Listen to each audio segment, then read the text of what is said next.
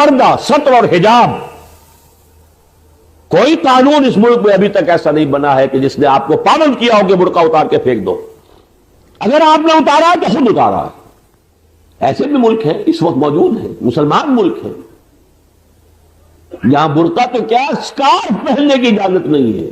ایک وقت میں برقع اتار دیا گیا قانوناً، انگریزی لباس لازم کر دیا گیا قانوناً، عربی میں اذان ممنوع کر دی گئی قانوناً. لیکن ہندوستان میں تو ایسا کبھی نہیں ہوا، پاکستان میں تو نہیں ہوا. یہاں جو شکل ہوئی ہے کہ جس کے پاس دو پیسے ہو گئے برقع اتار کے اس نے پھینک دیا. غالباً یہ تو غربت کی علامت تھی. اسی شہر کراچی میں، یہ 15 سال پرانی بات بتا رہا ہوں، ہمارا دفتر ابھی ایک ہی ہوتا تھا، چھوٹا سا جو اب بھی ہے، بنس روڈ پر. میں اس دفتر میں بیٹھا ہوا تھا، دو نوجوان آئے میرے پاس.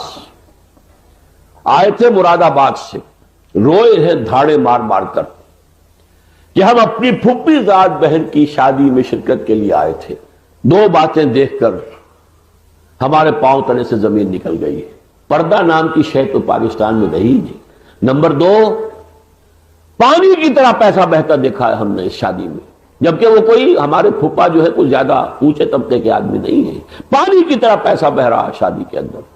جبکہ ہمارا حال یہ ہے، جب وہاں کی ایجوکیشن پالیسی بدل گئی، ہندی ہی زبان ہو گئی، اب مسلمان چاہتے تھے کہ اپنے طور پہ مکتب کھول لیں تاکہ اردو میں انہیں کچھ قرآن بھی پڑھا دیا جائے، کچھ اردو سکھا دی جائے.